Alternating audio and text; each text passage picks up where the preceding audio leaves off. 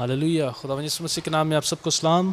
खुदावंद का शुक्र करते हैं आज इस वक्त के लिए जो उसने हमें एक और लम्हा बख्शा कि उसकी हुजूरी में आ सकें और उसके नाम को मुबारक कहें, जो कि इस लायक है कि उसे ऊंचा किया जाए, उसे सजदों पे सजदे पेश किए जाएं। खुदावंद का शुक्र करते हैं कि हम उसके लोग हैं और उसकी चरागाह की भेड़ें हैं।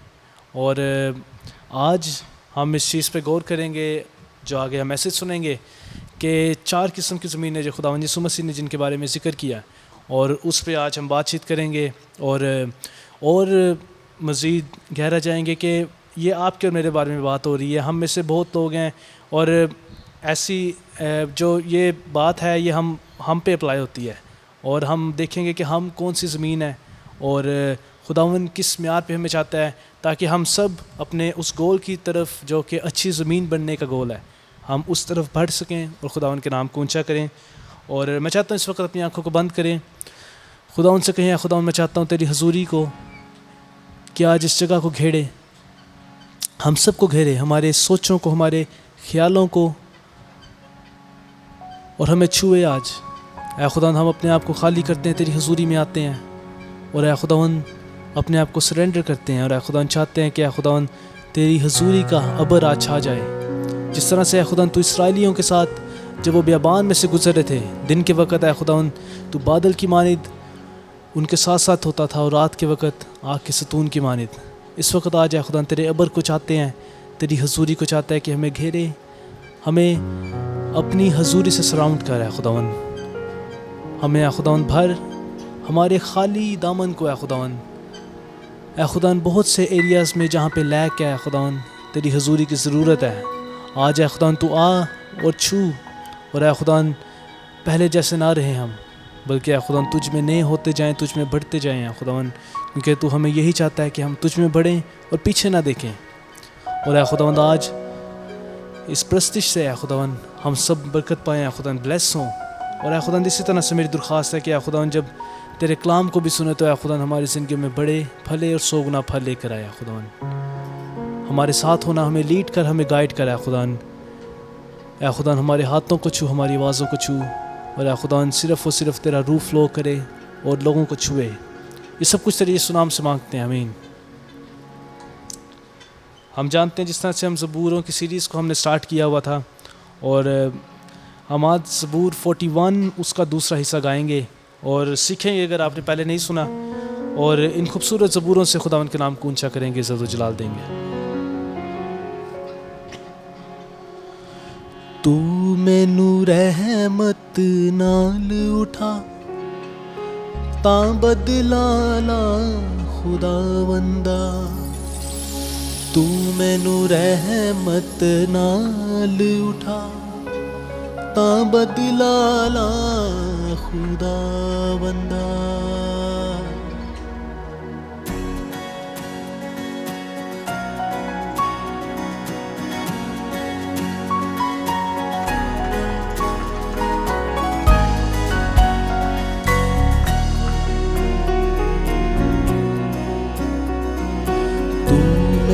रहमत नाल उठा तां बदला ला खुदावंदा, तू मैनू रहमत नाल उठा तां बदला ला खुदावंदा। मैं इथों जानदा खुश है तू, ना गलबा पांदा है अदू। मैं इथों जानदा खुश है तू, ना गलबा पांदा है अदू। तू मैनू रहमत नाल उठा तां बदला ला खुदावंदा।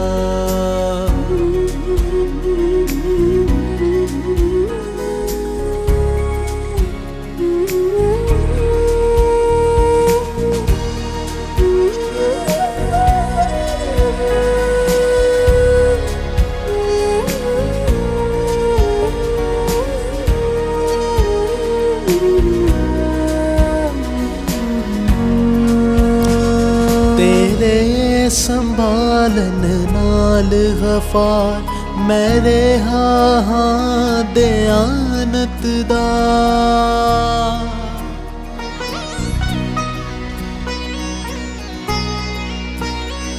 तेरे संभालन नाल गफार मैं रहा हाँ दयानत दा। अपनी हजूरी विच सदा मजबूती मैनू बख्शेगा। अपनी हजूरी विच सदा मजबूती मैनू बख्शेगा। मैं इस तो जानदा खुश है तू ना गलबा पांदा है दू। मैं इस तो जानदा खुश है तू ना गलबा पांदा है दू।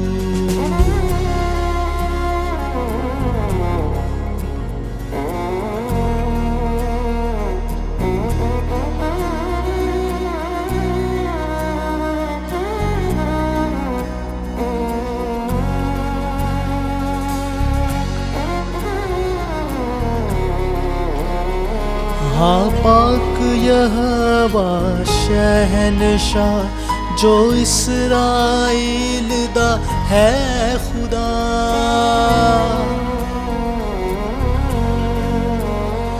हाँ पाक यहोवा शहनशाह जो इसराइल दा है खुदा।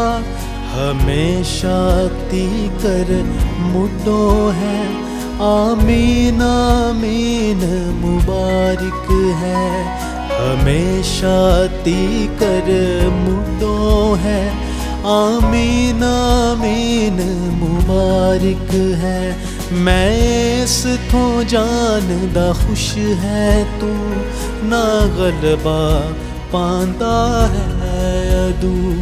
मैं इस तो जानदा खुश है तू ना गलबा पांदा है दू। तू मैनू रहमत नाल उठा तां बदला ला खुदावंदा। तू मैनू रहमत नाल उठा तां बदला ला खुदावंदा। आमीन। खुदा उनका शुक्र करते हैं इन ज़बूरों के लिए। और कितने ऐसे ज़बूर हैं जो कि शायद हम गाते भी नहीं होंगे अपने चर्चिज़ में और ना ही शायद सुने हो हमने, लेकिन खुदावन का शुक्र करते हैं कि खुदावन हमें तौफीक देता है कि नए ज़बूरों से खुदावन के नाम को इज़्ज़त और जलाल दें। और हम देखते हैं कि दाऊद किस तरह से मुश्किलात में था और वो खुदावन से स्ट्रेंथ मांगता है कि खुदावन मुझे तौफीक दे कि मैं उठ सकूं और मुकाबला कर सकूं अपने दुश्मनों का। लेकिन खुदावन यीशु मसीह ने आज के वक्त हमें क्या तालीम दिया है कि हमारी लड़ाई गोश्त और खून से नहीं है बल्कि उन रूहानी फ़ौजों से है जो आसमानी मकामों में रहती हैं। तो हमने खुदावंद से रूहानी ज़ोर मांगना है कि खुदावंद हमें तौफीक दे कि हम उठें और उनको खुदावंद यीशु मसीह की ताकत से रूह के लिबास से हम शिकस्त दें। आमीन। इसी तरह से आगे बढ़ेंगे। बहुत खूबसूरत गीत है, पास्टर अनस मल ने लिखा है, जब जब गुनाह का सोचा फिर याद तेरी आई। याद रखें, जब जब गुनाह आपके सामने आए, आपको कोशिश करें कि अपने अंदर उलझाए, जिस इंसान के अंदर खुदा उनका खौफ होगा और रूहुल कुदस की गाइडेंस होगी तो हमेशा उसके अंदर से आवाज़ उठेगी कि ये काम गलत है, इसमें नहीं हमने जाना।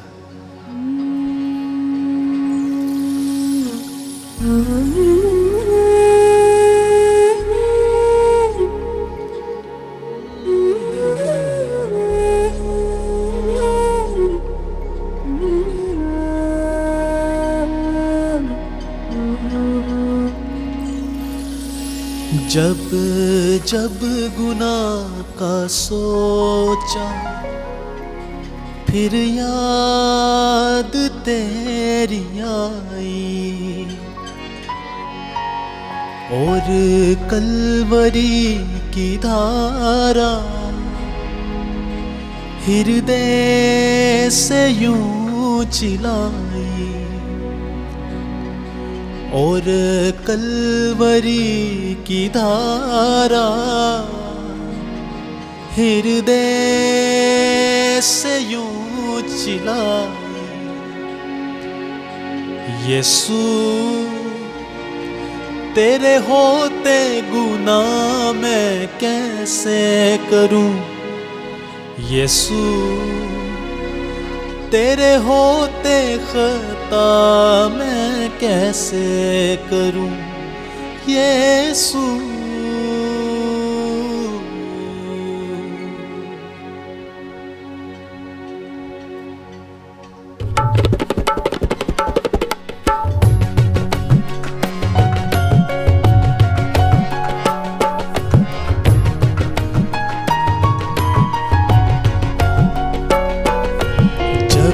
जब गुनाह का सोचा फिर याद तेरी आई, और कलवरी की धारा हृदय से यूं चिलाई, और कलवरी की धारा हृदय से यूं चिलाई।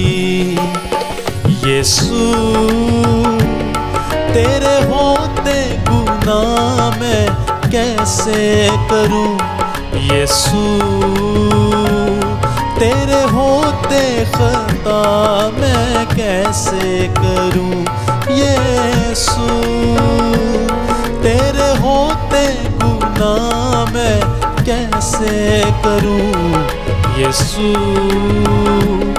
तेरे होते खता मैं कैसे करूं यीशु।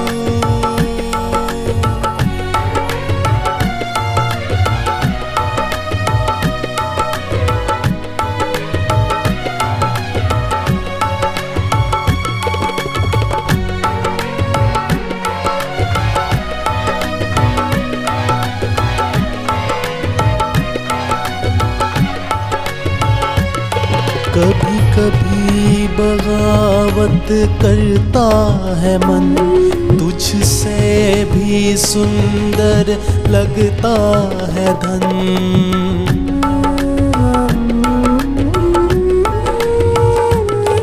कभी कभी बगावत करता है मन, तुझसे भी सुंदर लगता है धन। सोने की चमक पैसे की सदा पाने दे, कौन है तेरा खुदा, तब मैं घुटनों पर झुकता हूँ, गालिब आकर यूं कहता हूँ यीशु, तेरे होते बिकूं तो कैसे बिकूं यीशु, तेरे होते बिकूं तो कैसे बिकूं यीशु, तेरे होते गुनाह मैं कैसे करूं यीशु, तेरे होते खता मैं कैसे करूं।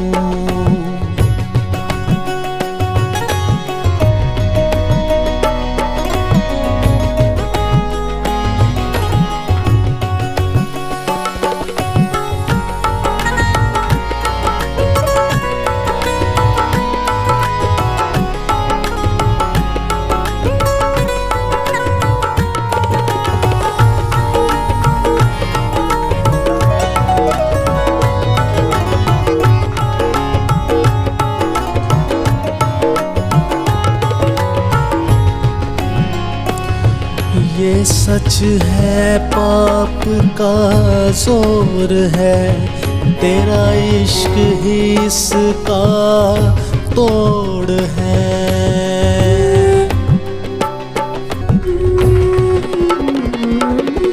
ये सच है पाप का जोर है, तेरा इश्क ही इसका तोड़ है।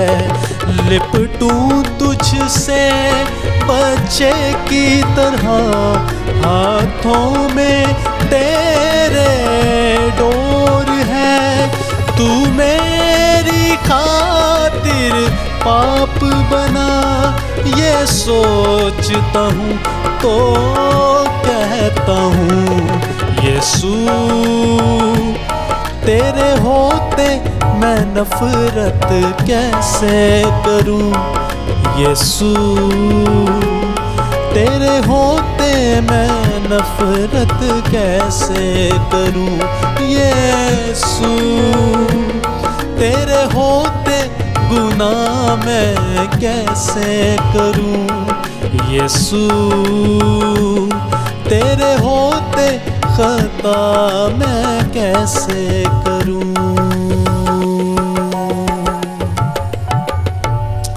आमीन। हम में से हर एक अपनी ज़िंदगी के लिए दरख्वास्त करें, या खुदावन मैं चाहती हूँ कि तू अपने रूह की गाइडेंस से मुझे गाइड कर, मुझे आगे लेकर चल। मैं पीछे नहीं रहना चाहता, मैं उन गुनाहों में, उन नफ़रतों में, वो जो कीचड़ से मैं निकला हूँ मैं उसमें वापस नहीं जाना चाहता। ऐ खुदावन तो इस वक्त हम सबों को ऐ खुदावन अपने रूह की अवेयरनेस दे, ऐ खुदावन अपने रूह की गाइडेंस दे, ऐ खुदावन ताकि हम जब गुनाह करीब भी आए तो हम उसे यीशु के नाम से हुक्म दें कि ऐ गुनाह तेरी मेरी ज़िंदगी में तेरी प्लेस नहीं है, तेरी जगह नहीं है। हम जब खुदावंद से तकबीरत मांगते हैं याद रखें कि खुदावंद हमेशा हमें गाइड करता है, हमारे साथ होता है और हमें कभी अकेला नहीं छोड़ता, क्योंकि उसने कहा मैं दुनिया के आखिर तक हमेशा तुम्हारे साथ हूँ। वो वादियों में से, मौत की वादियों में से, जहाँ पे बड़े बड़े गड्ढे हों उनमें से भी हमें निकालने की कुदरत रखता है। हमारे साथ हमारा हाथ लेके हमें उनमें से लेके जाता है, लेकिन हमारा काम यह है कि हमने उससे अपने हाथ पकड़ाना है। लेकिन खुदावंद का क्या वादा है?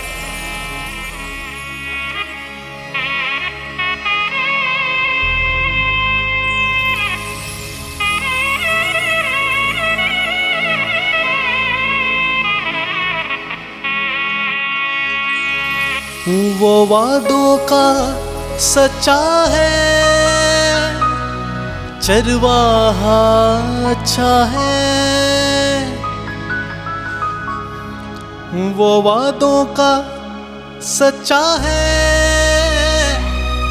चरवाहा अच्छा है। वो इब्तिदा इंतहा, अल्फा ओमेगा है। क्या वादा है उसका? ना छोड़ेगा, ना छोड़ेगा, ना छोड़ेगा, ना छोड़ेगा, अकेला कभी ना छोड़ेगा। ना छोड़ेगा, ना छोड़ेगा, ना छोड़ेगा, ना छोड़ेगा, ना छोड़ेगा, ना छोड़ेगा, ना छोड़ेगा, ना छोड़ेगा, अकेला कभी ना छोड़ेगा। कभी नहीं, कभी नहीं, कभी नहीं, कभी नहीं छोड़ेगा। मिलके उसके वादों को याद करके उसकी तारीफ करें, उसकी तमजीद करें, मिलके तालियों के साथ गाएंगे।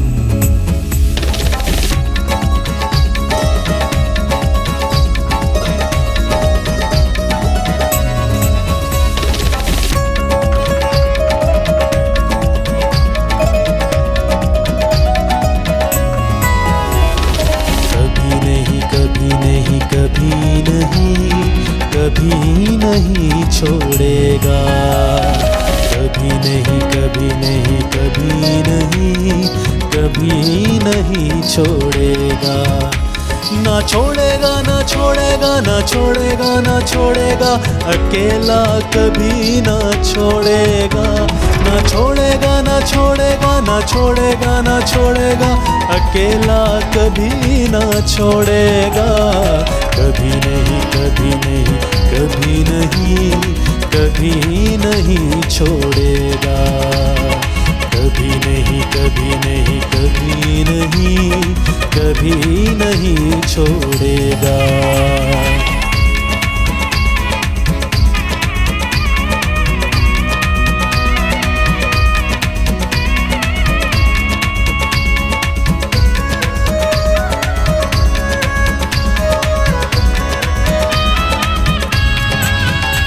वो वादों का सच्चा है, चरवाहा अच्छा है, वो वादों का सच्चा है। चरवाहा अच्छा है, वो इब्तिदा इंतहा, अल्फा ओमेगा है। वो इब्तिदा इंतहा, अल्फा ओमेगा है। ना छोड़ेगा ना छोड़ेगा ना छोड़ेगा ना छोड़ेगा, अकेला कभी ना छोड़ेगा। ना छोड़ेगा ना छोड़ेगा ना छोड़ेगा ना छोड़ेगा, अकेला कभी ना छोड़ेगा। कभी नहीं कभी नहीं कभी नहीं कभी नहीं छोड़ेगा। कभी नहीं कभी नहीं कभी नहीं कभी नहीं छोड़ेगा।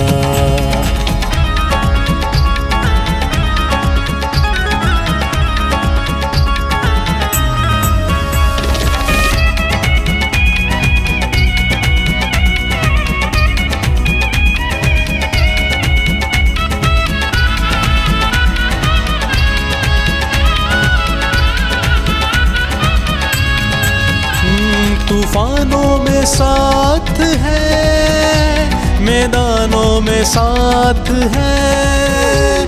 तूफानों में साथ है, मैदानों में साथ है।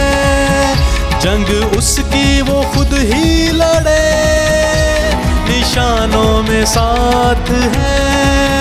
जंग उसकी वो खुद ही लड़े, निशानों में साथ है। ना छोड़ेगा ना छोड़ेगा ना छोड़ेगा ना छोड़ेगा ना छोड़ेगा, अकेला कभी ना छोड़ेगा। ना छोड़ेगा ना छोड़ेगा ना छोड़ेगा ना छोड़ेगा, अकेला कभी ना छोड़ेगा। कभी नहीं कभी नहीं कभी नहीं कभी नहीं छोड़ेगा। कभी नहीं कभी नहीं कभी नहीं कभी नहीं छोड़ेगा।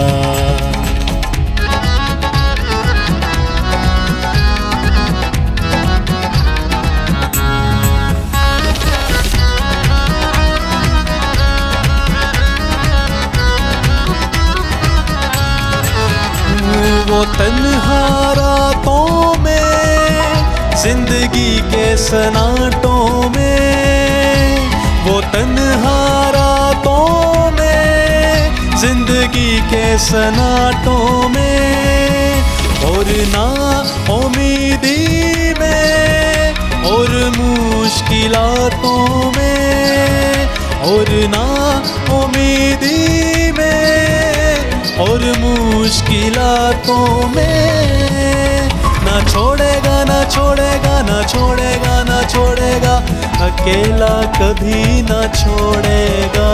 ना छोड़ेगा ना छोड़ेगा ना छोड़ेगा ना छोड़ेगा, अकेला कभी ना छोड़ेगा।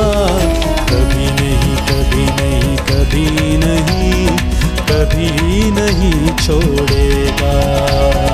कभी नहीं कभी नहीं कभी नहीं कभी नहीं छोड़े। ना छोड़ेगा ना छोड़ेगा ना छोड़ेगा ना छोड़ेगा ना छोड़ेगा, अकेला कभी ना छोड़ेगा।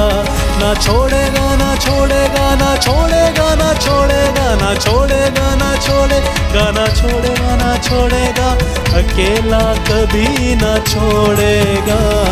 कभी नहीं कभी नहीं कभी नहीं कभी नहीं छोड़ेगा। कभी नहीं कभी नहीं कभी नहीं कभी नहीं छोड़ेगा। हालेलुया। यकीनन हमारा खुदावंद वादों का सच्चा है। वो जो वादा करता है वो उसको भूलता नहीं है। हम इंसान होते ही भूल जाते हैं, लेकिन वो अपने वादों को नहीं भूलता। वो अल्फा और ओमेगा, इब्तिदा से था और इंतहा तक रहेगा। वो ला तब्दील है। कितनी खूबसूरत बात है। यीशु का नाम ऐसा नाम है कि जब वो हमारे साथ होता है तो हम फतहमंदी हासिल करते हैं। फतह से बढ़ के गलबा पाते हैं। कोई भी पहाड़ इतना बड़ा नहीं है, कोई भी मुश्किल इतनी बड़ी नहीं है कि हमारे आगे ठहर सके। जब यीशु हमारे साथ है। इंसान होते हुए हमारे लिए सब चीज़ें पहाड़ हैं, सब चीज़ें हमारे लिए मुश्किल हैं, लेकिन जब यीशु मसीह साथ होता है तो यरूशलेम की दीवारें भी नीचे गिर जाती हैं। इसलिए कहेंगे यीशु के नाम में, यीशु के नाम में हम फतह पाते हैं। यीशु के नाम में, यीशु के नाम में शैतान दूर भागता है। यीशु मसीह के कादिर नाम का मुकाबला कौन कर सकता है। यीशु मसीह के कादिर नाम में हम फतह पाते हैं। Hallelujah hallelujah hallelujah hallelujah hallelujah hallelujah hallelujah hallelujah hallelujah. प्यारा यीशु दुल्हा जल्द आता है। यीशु के नाम में, यीशु के नाम में हम फतह पाते हैं। यीशु के नाम से, यीशु के नाम से शैतान दूर भागता है। यीशु मसीह के कादिर नाम का मुकाबला कौन कर सकता है। यीशु मसीह के कादिर नाम में हम फतह पाते हैं। इस वक्त चंद लम्हों के लिए अपनी आंखों को बंद करें। मैं चाहता हूँ इसी दौरान अपने आप को खुदावंद के कलाम के लिए तैयार करें। हम खुदावंद से कहें, खुदावंद इस वक्त हमारे दिलों की ज़मीनों को नरम कर। हम उस ज़मीन में से होना चाहते हैं जो कि 100 गुना फल लेकर आए। ऐ खुदावंद तेरा कलाम है खुदावंद, हमारी ज़िंदगी में आज जब बोया जाए तो बेतासीर वापस ना लौटे, बल्कि आज हम तेरे कलाम से भरना चाहते हैं, तेरे कलाम से सैर और आसूदा होना चाहते हैं। खुदावंद हमें ऐ खुदावंद आज तू चाहिए। उससे कहें खुदावंद मैं कमज़ोर हूँ, मैं लाचार हूँ, लेकिन ऐ खुदावंद जब तू मेरी ज़िंदगी में आता है तो तू मेरी कमज़ोरी में मेरा ज़ोर बन जाता है। तू मेरी गरीबी में मेरी दौलत बन जाता है। तू मेरी नाउमीदी में मेरी उम्मीद बन जाता है। आता कमज़ोर लाचार देख मेरी हालत को। सब कहें आता कमज़ोर लाचार देख मेरी हालत को। नजात सच से कर पाको सा के भी दाग ना हो। अपने आप को उसकी हुजूरी में पेश करें। आता हूँ मसीह, आता तेरे पास। खुदा मुझे धो दे, धो के साफ कर चश्मे से जो बहता क्रूस से खास। आता हूँ मसीह, आता तेरे पास। धो के साफ कर चश्मे से जो बहता क्रूस से खास। यीशु तू बख्शता है कामिल प्यारी माँ, कामिल उम्मीदो चैन आराम, ज़मीन पर और आसमान। आता हूँ मसीह, आता हूँ मसीह, आता तेरे पास। धो के साफ कर चश्मे से जो बहता क्रूस से खास। तहसीन कफारा को, तहसीन मुफ्त फजल को, तहसीन मसीह की बख्शिश को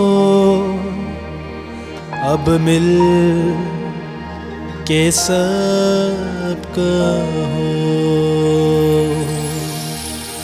आता हूँ मसीह, आता तेरे पास।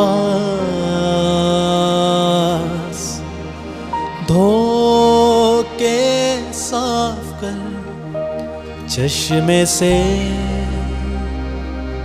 जो बहता क्रूस से खास, जो बहता क्रूस से खास।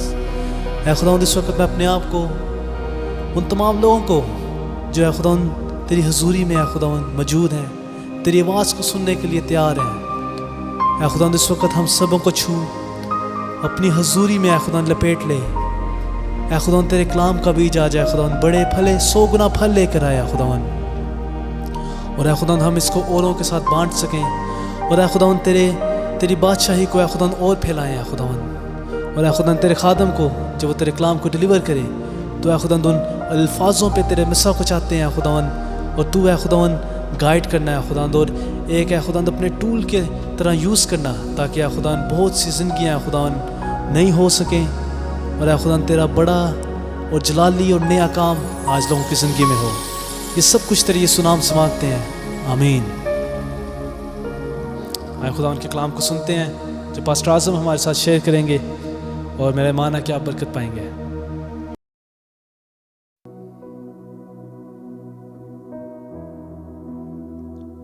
खोल मेरी आँखें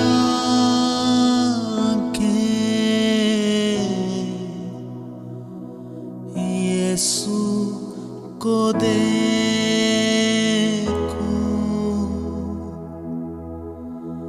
बढ़कर मैं छू लूं, प्यार उससे करूं,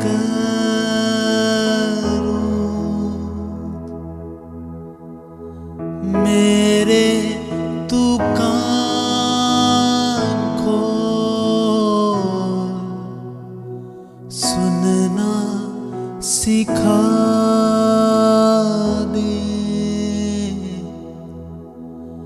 खोल मेरी आँखें यीशु को देखूं।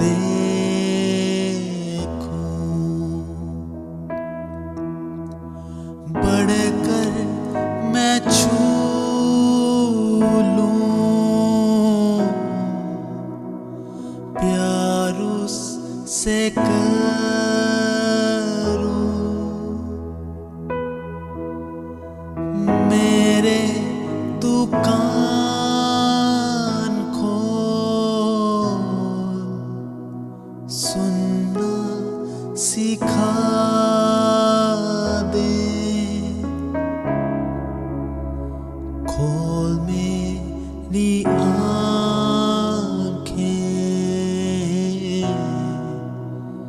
यीशु को देखूं,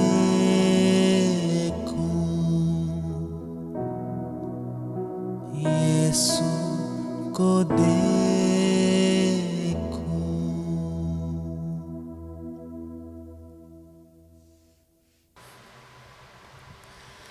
मसीह यीशु के बाबर के नाम में आपकी सलामती हो। Greetings to you all in the mighty name of our Lord Jesus. और खुदावंद यीशु मसीह का बेबयान फजल हमेशा आप पर और आपकी रूहों पर होता रहे। And may the peace of the Lord be upon you and all of your family. और यकीनन हमने अभी प्रस्तुति के जरिए से बड़ी बरकत पाई है। And we have been blessed by the worship today. और मैं ईमान रखता हूँ कि खुदावंद अपने कलाम के जरिए से भी हमें बरकत देगा। And I believe that by the word of the Lord He will bless us today as well. Bible बयान करती है कि वो अपने कलाम को नाजिल फरमाकर उन्हें शिफा अता करता है। And the word of God says that by sending His word He heals His people. जब भी खुदा का कलाम नाजिल होता है, Whenever the word of the Lord comes down, ये शिफा का और ताजगी का बाइस बनता है।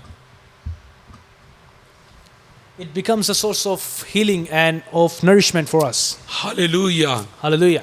आप ईमान रखें कि खुदा का कलाम आज आपको उठा खड़ा करेगा। And I want you to believe and have faith that the word of the Lord is going to lift you up today. ईमान रखें खुदा का कलाम शिफा का बाइस बनेगा। The word of God will be a source of healing for you. और ईमान रखें खुदा का कलाम गुर्बत को तोड़ने का बाइस बनेगा। And have faith that the word of God will break poorness today. और मुश्किल कठिन हालात के अंदर ये कलाम एक राह पैदा करेगा। And in all the difficult circumstances, the Lord will create a way for you. और मुबारक है वो शख्स बाइबल में लिखा है जो खुदा के कलाम को सुनता है। And blessed are those people who listen the word of the Lord. So praise the Lord, हम मुबारक हैं क्योंकि हम कलाम को सुनने को हैं। Praise God, we are blessed people who are about to listen the word of God. और चूंकि आज हमारा जो टॉपिक है, And because today's topic, ये बहुत ही अहम है। it is very important. और ये है कि जो ऑडियंस के अंदर होते हैं वहाँ चार किस्म के लोग पाए जाते हैं। And in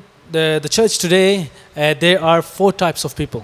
और हम आज इन्हीं लोगों के बारे में सीखेंगे। And these are what we are going to learn about today. और शायद आप उनमें से एक हैं, यकीनन आप उनमें से एक हैं। And you are one of those as well.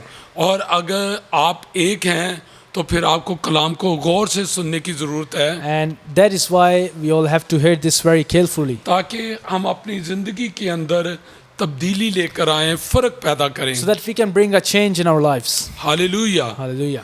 सो आइए खुदा के कलाम की तरफ रजू करते हैं। Let us proceed toward the word of God. और हम देखेंगे मत्ती की अंजील उसका 13वां बाब, Matthew chapter 13, और उसमें से हम 18वीं आयत से शुरू करेंगे। verse 18.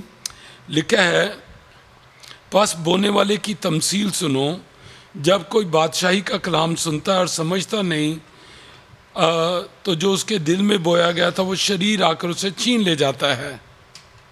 It says, listen then to what the parable of the sower means. When anyone hears the message about the kingdom and does not understand it, the evil one comes and snatches away what was sown in their heart. लेकिन अगर हम तीसरी आयत से पढ़ें तो हमें सारी तमसील की समझ आ जाएगी। But when we start reading from verse 3, we can understand the whole और मैं parable. चाहता हूं कि हम इसको बड़े अच्छे तरीके से समझें, And I want us to understand it very carefully क्योंकि इसका ताल्लुक मेरी जिंदगी से है because it concerns my life. और इसका ताल्लुक आप सबकी जिंदगी से It है। concerns your life as well. और इसलिए हमें इसके ऊपर गौर करना है, That is why we have to meditate on this और इसलिए बड़े गौर से सुने।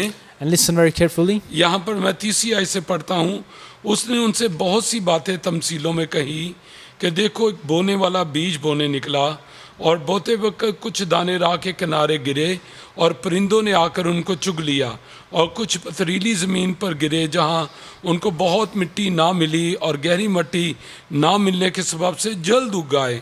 जब सूरज निकला तो जल गए और जड़ ना होने के सबब से सूख गए। और कुछ झाड़ियों में गिरे और झाड़ियों ने बढ़कर उनको दबा लिया। और कुछ अच्छी ज़मीन में गिरे और फल आए, कुछ 100 गुना, कुछ 60 गुना, कोई 30 गुना। जिसके कान हो वो सुन ले। आमीन। Amen. Let's read in English verse 3. It says, then he told them many things in parables, saying, a farmer went out to sow his seed. As he was scattering the seed, some fell along the path, and the birds came and ate it up. Some fell on rocky places where it did not have much soil. It sprang up quickly because the soil was shallow. But when the sun came up, the plants were scorched and they withered because they had no root. Other seeds fell among thorns which grew up and choked the plants. Still other seed fell on good soil where it produced a crop 160 or 30 times what was sown. Whoever Amen. has ears, let him hear. Amen. Amen. और ये जो passage पढ़ा है ये मेरे लिए और आपके लिए बहुत अहम है, And this is very important, this passage for you and for me. क्योंकि इसका बड़ा गहरा ताल्लुक हमारी जिंदगी से है Because it concerns deeply with our lives today. और इसका एक पहलू मेरी जिंदगी को जाहिर करता है। And one of these things actually represents me as well. और यही बात हमें सीखनी है कि वो कौन सा हिस्सा है जो मेरी जिंदगी के ताल्लुक से है, And that's what we need to learn, what is there which is about my life. और फिर खुदा के कलाम में से हम सीखेंगे कि किस तरह मैं अपना वो जिंदगी का वो हिस्सा उसमें तब्दीली ला सकता हूँ, उसे बदल सकता हूँ। Then we will learn how can we change our lives, the part which is concerns us. याद रखें, जब भी खुदा का कलाम नाज़िल होता है Whenever the word of the Lord comes down, वो हमें तब्दील करना चाहता है, it wants to change us, वो हमें बरकत देना wants to चाहता है। bless us, खुदा का कलाम हमें अपग्रेड करना चाहता wants है। to upgrade us. खुदा का कलाम हमें खुदा से कनेक्ट करना चाहता है। It wants to connect us with God. याद रखिए कि ये वाईफाई जो है जिस तरह वो हमें इंटरनेट से कनेक्ट करती है, As the Wi-Fi connects us to the internet, तो खुदा का कलाम हमें खुदा से कनेक्ट करता है the word of God connects us with our Heavenly और Father. ये वाईफाई से ज्यादा And पावरफुल it is है, more powerful than the Wi-Fi. क्योंकि वाईफाई हमें दुनिया का मीडिया देता है, Because Wi-Fi gives us the worldly contents, लेकिन जो खुदा का कलाम है ये खुदा के साथ कनेक्ट कर देता है। but the word of God connects us with our Heavenly और Father. जब हम खुदा के साथ कनेक्ट हो जाते And हैं when we are connected with our Heavenly तो Father, हमारी जिंदगी के अंदर बरकत का फ्लो जारी होता है, blessings flow in our lives. हमारी जिंदगी के हर हिस्से में बरकत आती है। And every part of our life तो blesses us. इसलिए ये कलाम मुझसे कलाम कर रहा है And that is why the word of God speaks to me. ताकि मैं खुदा के साथ कनेक्ट हो So जाऊं, I can be connected with the God. मेरा गहरा राब्ता खुदा के साथ हो जाए। I can be connected with my Heavenly Father. तो जब खुदा यीशु मसीह ने ये तमसील कही And when Jesus said this parable, तो शागिर्दों ने एक क्वेश्चन खुदा यीशु मसीह से किया। and disciples asked him a question. ये 10वीं आयत में लिखा है, शागिर्दों ने पास आकर उससे कहा, तू तमसीलों में क्यों बातें करता है, तू उनसे तमसीलों में क्यों बातें करता है। In verse 10, the disciples asked him a question. They came to him and asked, why do you speak to the people in parables? खुदा यीशु ने 11वीं आयत में जवाब दिया, उसने जवाब में उनसे कहा, इसलिए तुमको आसमान की बादशाही के भेदों की समझ दी गई है मगर उनको नहीं दी गई। He replied, because the knowledge of the secrets of the kingdom of heaven has been given to you, but not to them. आमीन। Amen. अब हमें यहाँ से एक बात हम सीखते हैं We learn one thing here. कि खुदा यीशु मसीह तमसीलों के जरिए से The Lord, through parables, वो आसमान की बादशाही के भेदों को बयान करता था। He was telling them the revelations of the heavenly kingdom. जब खुदा यीशु मसीह ने ये बात कही, And when Jesus said this, शागिर्दों के अंदर बड़ा तजस्सुस पैदा हुआ and disciples were anxious, और वो इस तमसीन को जानना चाहते थे they were in suspense and wanted to know कि what ये it जो means. बीज बोने वाले की तमसील है ये क्या है, इसको वो समझना चाहते Wanted थे। to know the meaning of this parable of the sower. तो इसलिए हमें 18वीं आयत में पता चलता है कि खुदा यीशु मसीह ने उनको ये तमसील समझाई And in verse 18, Jesus actually explains it to them. और 18वीं आयत में लिखा है, पास बोने वाले की तमसील सुनो। Listen then to what the parable of the sower means. तो हमें अब बड़े ध्यान से इस तमसील के मायने पर गौर करना है। So which means we have to listen carefully what the meaning of this parable is. और क्योंकि इसका, जैसे मैंने शुरू में कहा, इसका गहरा ताल्लुक मेरी जिंदगी से है, Because it concerns deeply with our lives. क्योंकि ये तमसील बीज बोने वाले के ताल्लुक से है। Because it is about the sower. और बाइबल बताती है कि ये जो बीज है ये खुदा का कलाम है। And this seed is the word of God. जैसे हर इतवार ये बीज गिरता है, ये खानदानों में, जिंदगियों में बोया जाता है। And every Sunday, this seed is sown into families, into individual और lives. अभी चूंकि हम पाकिस्तान से 6 घंटे आगे हैं, And because we are 6 hours ahead of Pakistan, Sydney Pakistan से 6 घंटे आगे है। Sydney is 6 hours ahead of अगर आप Pakistan. तैयारी कर रहे हैं कलाम चर्च जाने के लिए और कलाम सुन रहे हैं, And if you are preparing to go to church and listening this message, तो आपके लिए ये मैसेज बड़ा जरूरी है। and this message is very important for ये you आपके पूरे खानदान के लिए जरूरी and है, for your whole family. क्योंकि ये जो बीज है ये आज चर्चेस में बोया जाएगा। Because this seed is going to be sown in the churches और today. इससे मुझे पता चलेगा कि मैं कौन सी जमीन हूँ। And that is how I'm going to know what kind of तो ground I am. इसलिए मैंने कहा था कि ये बहुत अहम है। That is why I said it is तो very खुदा important. यीशु मसीह ने कहा कि इसकी तमसील सुनो, And मतलब जानो इसका। Jesus said to listen this the meaning of this parable. तो यहाँ पर पहली जो बात लिखी है, खुदा ने कहा जब कोई 19वीं आयत, जब कोई बादशाही का कलाम सुनता है और समझता नहीं, तो जो उसके दिल में बोया गया था वो शरीर आकर उसे छीन ले जाता है। ये वो है जो राह के किनारे बोया गया था। आमीन। And in verse 19 it says, when anyone hears the message about the kingdom and does not understand it, the evil one comes and snatches away what was sown in their heart. This is the seed sown along the path. जो पहली हमें यहाँ बात खुदा यीशु मसीह ने समझाई The first thing which Jesus teaches us, कि जो जब बीज गिरता है, कलाम सुनाया जाता है, when the word of God is preached and the seed is तो sown, उस वक्त चर्च के अंदर ये 4 तरह के ऑडियंस के अंदर लोग पाए जाते हैं। and amongst the audience of the church there are 4 types of people which are found. और पहली जो किस्म के लोग हैं वो राह के किनारे वाले हैं। The first kind are the people along the path. तो आज मुझे ये समझने की जरूरत है, क्या मैं राह के किनारे वाला शख्स हूँ?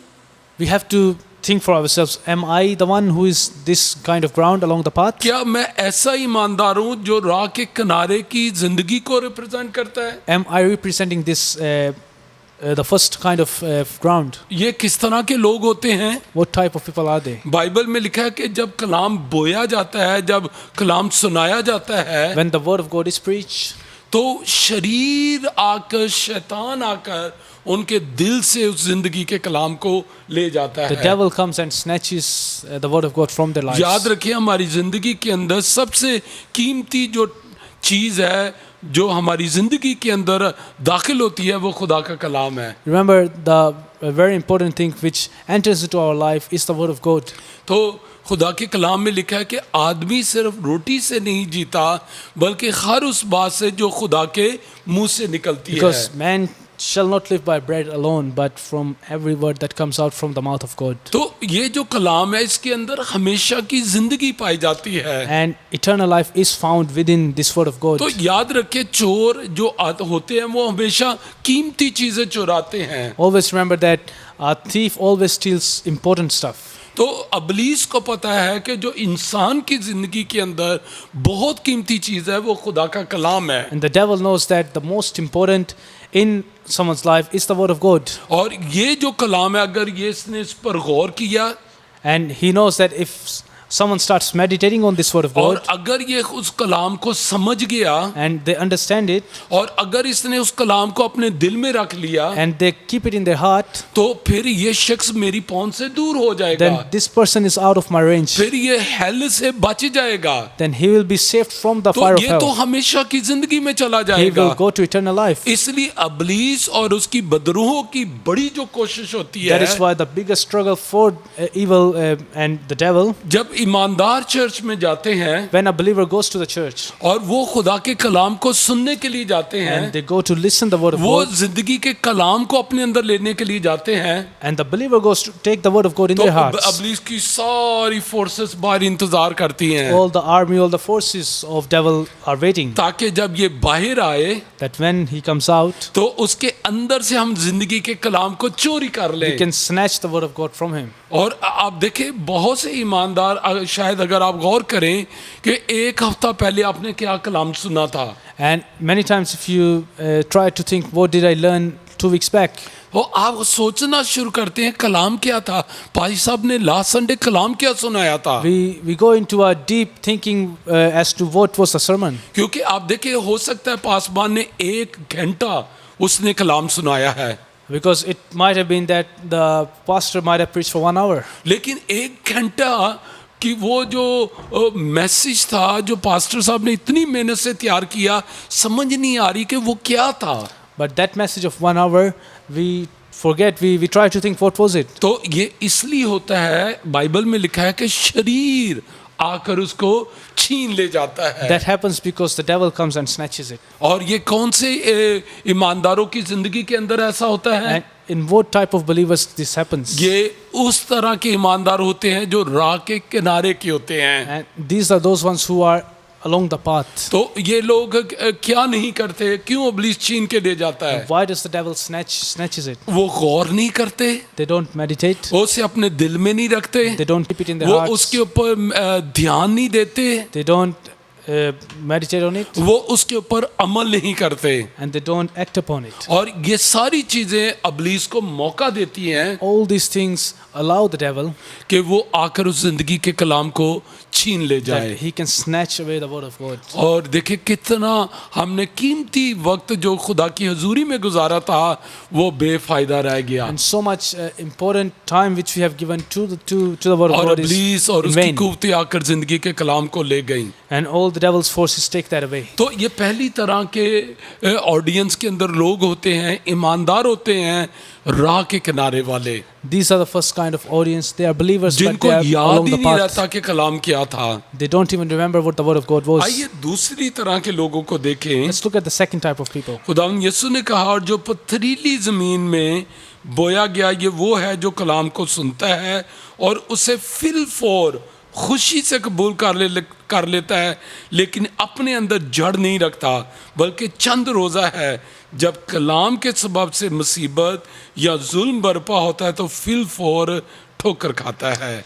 आमीन। Verse 20 says, the seed falling on rocky ground refers to someone who hears the word at once, receives it with joy, but once they have no root, they last only a short time. When trouble or persecution comes because of the word, they quickly fall away. आमीन। Amen. अब देखिए, अब हमें दूसरी तरह के ईमानदार नजर आ रहे हैं, And we see the second type of believers. और इनको कहा गया है पथरीली जमीन वाले। And they are referred to as the rocky ground. जब बीज बोया गया है, उसे फेंका गया है, And when the seed is sown, तो कुछ दाने जो है वो पथरीली जमीन पर गिरे हैं। some they fell on the rocky ground. वहां पर मट्टी तो थी, Even though there was a bit of वो soil, गिरे तो जाके मट्टी के ऊपर, they did fell on soil, लेकिन और वो उग भी आए, and they also grew लेकिन चूंकि नीचे जड़ नहीं है because there is no root. तो इसलिए वो मुरझा गए। That is why they fell away. और अब ये हमें दूसरी तरह के ईमानदार नजर आते हैं जो पथरीली जगह को जाहिर करते हैं। And now these are the second kind of believers which are rocky ground. और बाइबल कहती है कि ये ईमानदार किस तरह के हैं, ये क्या कैसा उनका रिएक्शन होता है। And what is the reaction? What type of believers are they? वो कलाम को तो बड़ी खुशी से कबूल कर लेते हैं, They receive the word of God with gladness. और शायद वो पास्टर साहब के पास भी बाद में जाएं, कहें भाई साहब बड़ी बरकत मिली आज कलाम के जरिए से, They may even go to the pastor afterwards and say, we were very blessed by the sermon. और आज का कलाम बड़ा जबरदस्त था, And it was very powerful. क्योंकि बाइबल में लिखा है वो उसे खुशी से कबूल कर Because लेते they हैं। receive it with joy. लेकिन जब वो कलाम जो है उसके सबब से जब प्रॉब्लम्स आती है, फॉर एग्जांपल अगर उन्होंने टाइथ के ऊपर कलाम सुना है, दयाकी के ऊपर, Let's say they have heard a sermon on tithe or on offering, लेकिन उसको उन्होंने गहरे तौर पर लिया नहीं, जड़ नहीं रखी उसकी, but because they don't have strong roots, और जब उनके पास सैलरी आई और उनको पता चला कि इसमें से 10% हमने दयाकी देनी है, and when they got the salary, they knew that they have to give 10% to the house लेकिन of फिर God. उनको याद आता है अरे मैंने तो बिल भी देने हैं, अभी ये भी करना है, वो भी करना है, वो भी करना And है, then they remember all the expenses they are gonna pay off, तो वो पैसे की आजमाइश उनके ऊपर गालिब आती and है, that temptation of money actually overpowers them, तो वो खुदा का हिस्सा खा जाते हैं। and they take away the part which belong to God. और फॉर एग्जाम्पल अगर उन्होंने कलाम सुना है कि झूठ नहीं बोलना, Let's say they have heard a sermon not to lie, क्योंकि बाइबल हमें कहती है कि झूठ बोलने वालों का बाप इब्लीस होता है। because the word of God says that the father of liars is devil. ईमानदारों को कभी झूठ नहीं बोलना चाहिए। Believers should never lie. और अब बाइबल कहती है, फर्ज करे कि उन्होंने कलाम सुना है कि झूठ नहीं बोलना, Let's say they have heard about not lying, लेकिन कहीं वो फंस जाते हैं but when they are stuck in any place और उनको समझ आती है अगर मैंने यहाँ झूठ बोला तो मैं बड़े आराम से यहाँ से निकल जाऊंगा, and they find out that if they lie a bit, they can easily get through this, और वो झूठ बोलकर वहाँ से निकल जाते and they हैं। end up lying and getting through it. तो ये जो ईमानदार होते हैं ये पथरीली जगह वाले होते हैं, And these are the believers which are rocky ground. और वो जल्दी से उग तो आते हैं, They spring up very quickly. वो यानी कि वो नजर आते हैं, बीज उगा है, थोड़ा बढ़ भी गया है, वो पौधा भी बन गया है, Even though the seed has grown and become a plant as well, लेकिन पता चलता है कि वो गहरी जड़ नहीं है। but because it doesn't have a root. जब कलाम के सबब से आजमाइशें आती हैं, When the trouble comes or persecution, जब अब पता चलता है कि अब कलाम पर खड़े होना है, when they find out that this is the time to stand on the और word of ये God, वो वक्त होता है जब आजमाइशें आती हैं, दुख आते हैं, मुसीबतें आती हैं, बीमारियां आती हैं, and when bad circumstances come, sickness or troubles come, तो ये वक्त होता है जब हमें कलाम पर स्टैंड लेना this है। is the time we have to stand on the ये word of God. वक्त है कि हमें अपने ट्रस्ट को, अपने ईमान को खुदा के ऊपर लेकर This is the रखना है। time we have to keep our trust on God. ये वक्त होता है जब खुदा के ऊपर नजरें रखनी And होती है। this is the time we have to keep our eyes on God. तो ऐसे ईमानदार जो पतली राह वाले होते हैं वो फिसल जाते हैं। And these kind of believers who are rocky ground, they slip away. तो ये दूसरी तरह के ईमानदार हैं। And these are the second type of believers. लेकिन तीसरी तरह के भी देखें, खुदा के कलाम में लिखा है, And let's look at the third kind. और जो झाड़ियों में बोया गया ये वो है जो कलाम को सुनता है और दुनिया की फिक्र और दौलत का फरेब उस कलाम को दबा देता है और वो बेफल रह जाता है। The seed falling among the thorns refers to someone who hears the word of God, but the worries of his life and deceitfulness of wealth choke the word, making it unfruitful.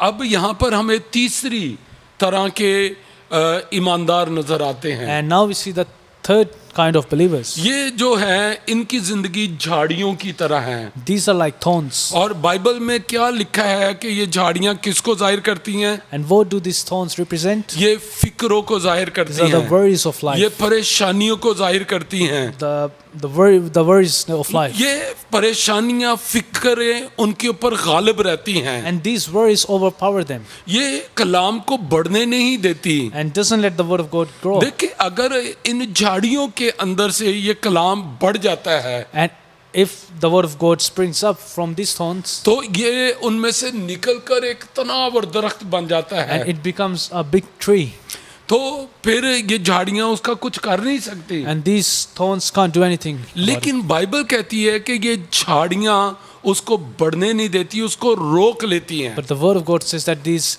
thorns doesn't let the word of God grow. और इस तरह के जो ईमानदार है ये आज इनकी तादाद दुनिया में ज्यादा है, And most of the believers are in this category क्योंकि वो स्पिरिचुअली ग्रो नहीं कर पाते, because they can't grow spiritually, वो फिक्रों के अंदर है, and they are in worries वो of life. दौलत कमाने के फिक्र के अंदर They are है। in pursuit of money. अभी देखिए आज भी शायद अभी कलाम को सुन रहे हैं तो बहुत सी फिक्रें हमारी जिंदगी के अंदर Maybe है। we are listening to the word of God right now, but there are so many worries on the background which are attacking us. शायद खाने की फिक्र है, Maybe worries of eating food, शायद किराया देने की फिक्र है, maybe worries of renting, और बेशुमार तरह तरह की फिक्रें हैं। and there are so many other types. लेकिन बाइबल में 365 मरतबा ये वर्ड लिखा गया है But in the word of God, there is 365 times it's written कि down, फिक्र ना कर, not to worry. यानी हर रोज खुदा हर रोज के लिए हमें कहता है फिक्र ना कर। And that means every day of the year, the Lord tells us not और to worry. अबलीस और उसकी कुव्वतों की बड़ी एक जो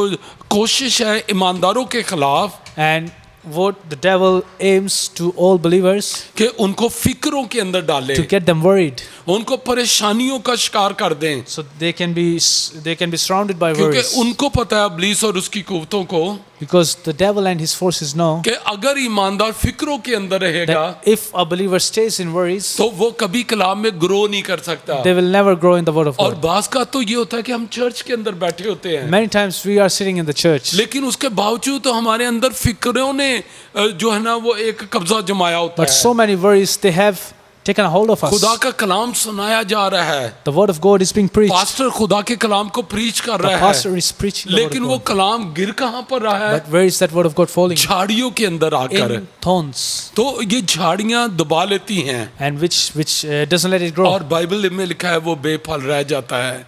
and that becomes unfruitful.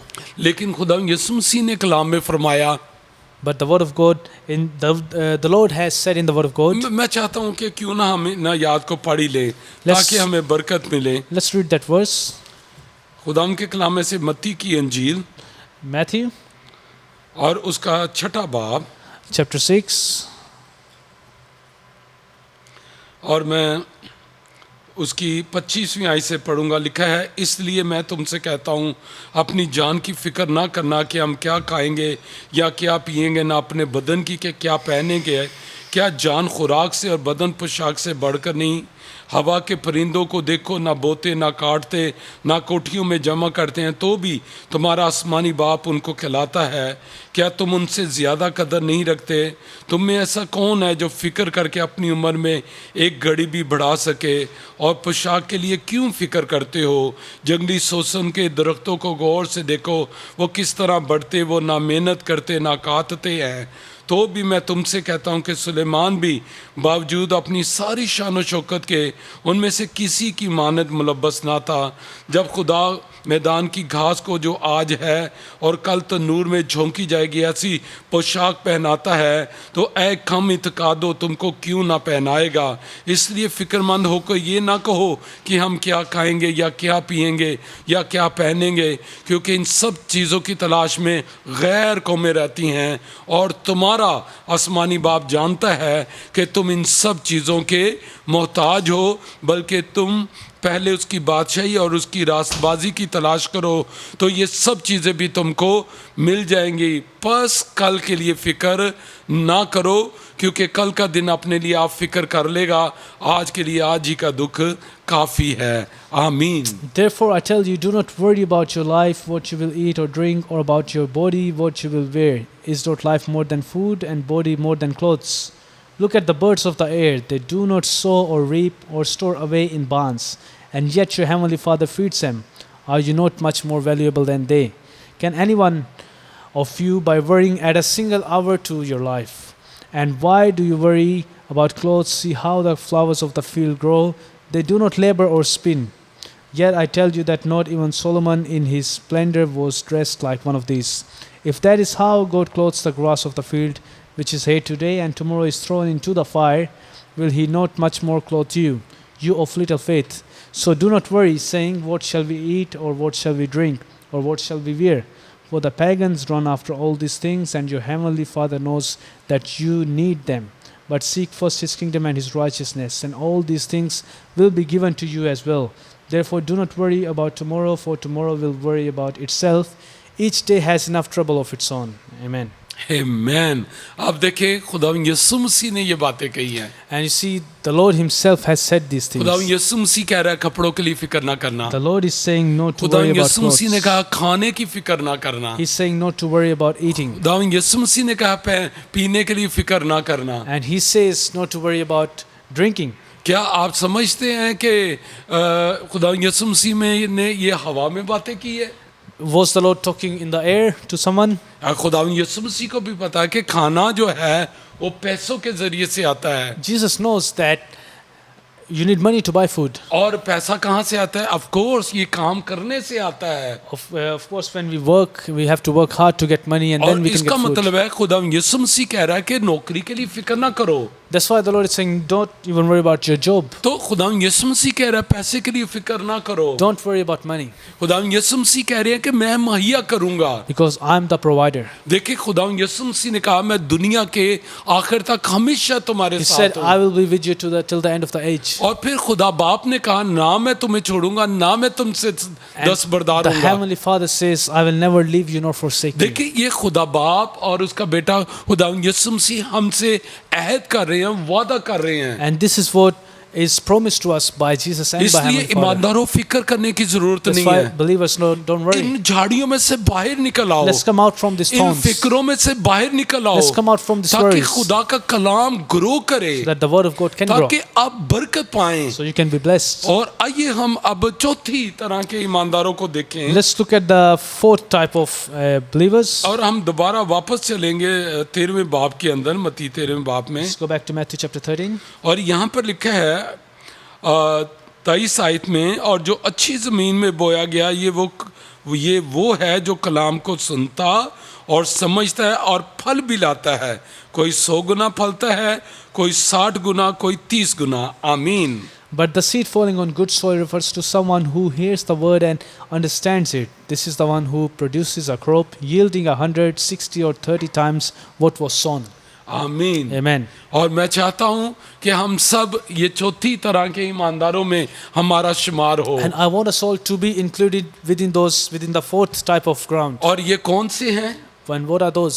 ये वो है जो कलाम को सुनते हैं, These are- बाकियों ने भी सुना है, These are those who hear the word of God. लेकिन इनमें फर्क ये है, But the difference between them is Bible में लिखा है ये उनको समझते हैं, कलाम को समझते हैं। the word of God says that they understand the word of God. और इसके लिए कलाम को दिल में रखना पड़ेगा, And for that we have to keep the word of और God in फिर our heart उसके ऊपर मेडिटेट करना पड़ेगा, उस पर गौर करना and पड़ेगा। meditate on it. जब आप कलाम को सुनते हैं, When you listen the word of इसको God, अपने दिल में रखें keep it in your और heart फिर इसके ऊपर गौर करें। and meditate on it. Dawood भी कहता है मैंने तेरे कलाम को अपने दिल में रख लिया है ताकि मैं तेरे खिलाफ गुनाह ना करूं। Even David says that I have kept the word of God in my heart so I don't sin.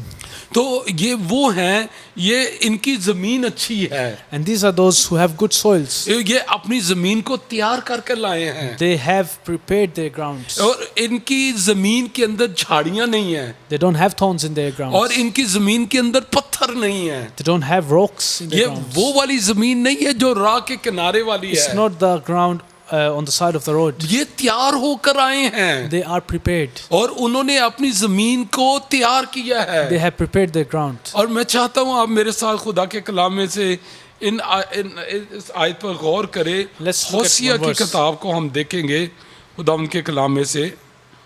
Let's look at the book of Josiah.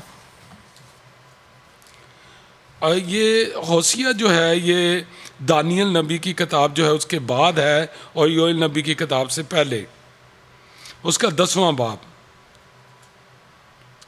होसिया की किताब 10वां बाब और उसकी 12वीं आयत से, अपने लिए सताकत से तुखमरेजी करो, शफकत से फसल काटो और अपनी अफादा ज़मीन में हल चलाओ, क्योंकि अब मौका है कि तुम खुदावन के तालिब हो ताकि वो आए और रास्ती को तुम पर बरसाए।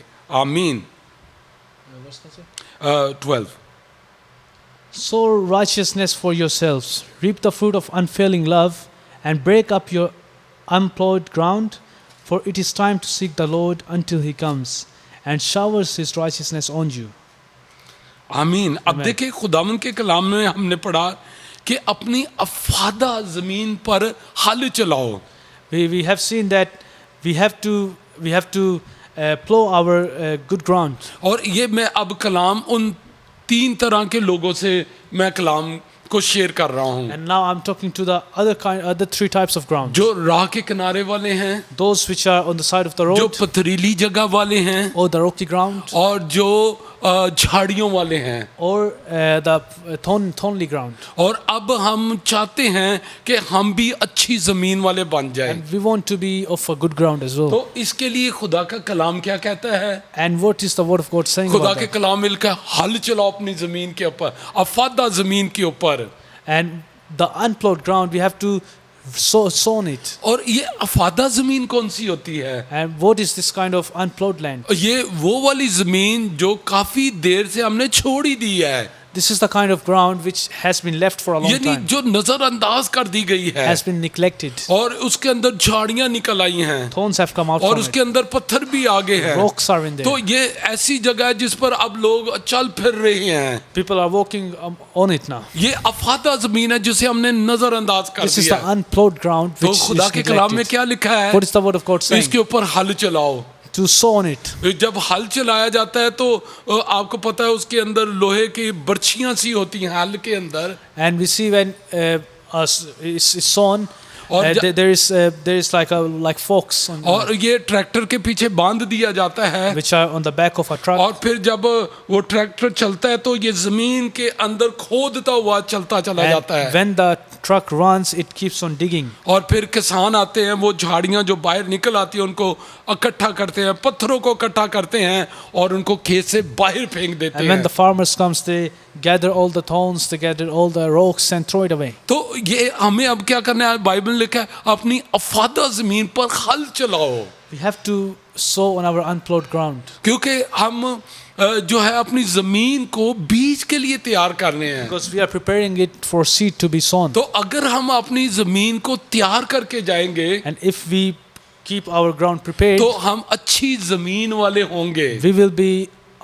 someone of a good ground, यानी हमने मेहनत की है which means we have done कि the hard अब work. हम कलाम को लेने के लिए तैयार हैं। We are ready to receive the word of और God. जब इस जमीन के ऊपर कलाम गिरेगा And when the word of God comes on that तो ground, ये बरकत का बाइस it बनेगा। becomes a blessing ये आपके लिए बहुत बरकत का बाइस बन जाएगा। and will become a great blessing for ये you. आपकी जिंदगी के हर हिस्से के अंदर बरकत लाएगा। And will bring blessing in every area for your आइए life. हम अपनी अफादा जमीन पर हल चलाएं Let's start plowing our unplowed ताकि हम grounds बाबरकत हों so we can be blessed और हम दूसरों के लिए बरकत बन and जाएं। become a blessing for others. खुदा आपको बरकत दे, The Lord bless you. खुदा का फजल आपकी जिंदगी पर रहे, May the peace of the Lord be खुदा का upon you. मसा आपकी जिंदगी के The ऊपर रहे, anointing of the Lord be ताकि upon you. आप कुव्वत से भरे हों और अपनी अफादा जमीन पर हल So you चलाएं, can be filled with power and you can plow your unplowed ground. ताकि आप सही जमीन अपनी जमीन पर तुखम रेजी करें। You can sow on your ground. Hallelujah,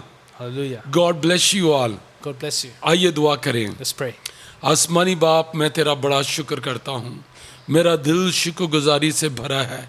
मैं तेरा शुक्रगुजार हूँ खुदावंद, तूने अपने कलाम के ज़रिए से हमें बरकत दी है, तूने अपने कलाम के ज़रिए से खुदावंद हमें छुआ है, तूने अपना जलाल ज़ाहिर किया है खुदावंद, ताकि हम ऐ खुदा राह के किनारे वाली और हम पथरीली जगह वाले और हम झाड़ियों वाले लोग ना रहे, बल्कि एक अच्छी ज़मीन वाले बने, ताकि जब कलाम का बीज गिरे तो 100 गुना फल लेकर आएँ। मैं तेरा खादम होता हुआ इन सब के लिए तेरी बरकत चाहता हूँ। और ऐ खुदावंद, अगर कोई बीमार है वो यीशु के नाम से शिफा पाए, अगर कोई दुख और मुसीबत में है यीशु के नाम से रिहाई पाए, और तेरा जलाल तेरी कुदरत ज़ाहिर हो ऐ खुदावंद। जब ऐ खुदा लोग बाद में भी इस कलाम को सुने तो वो बड़ी बरकत पाएँ और तेरा आसमान खुला रहे, यीशु के नाम से आमीन। आए हमारे बाप, तू जो आसमान पर है, तेरा नाम पाक माना जाए, तेरी बादशाही आए, तेरी मर्ज़ी जैसी आसमान पर पूरी होती है ज़मीन पर भी हो। हमारे रोज़ की रोटी आज हमें दे, और जिस तरह हम अपने कर्ज़दारों को मुआफ़ करते हैं, तू भी हमारे कर्ज़ हमें मुआफ़ कर। हमें आजमाइश में न पड़ने दे, बल्कि बुराई से बचा, क्योंकि बादशाहत, कुदरत और जलाल हमेशा तेरी हैं। आमीन। अब हमारे खुदा यीशु मसीह का फ़ज़ल, खुदा बाप की मोहब्बत, पाक रूह की रफ़ाकत और शराकत अब से लेकर हमेशा तक हम सबके साथ, दुनिया के तमाम मुक़द्दसीन के साथ, और बिलखुसूस खुदा की प्यारी और चुनीदा कौम बनी इसराइल के साथ अब से बतक होती रहे। आमीन। Thank you. God bless you all.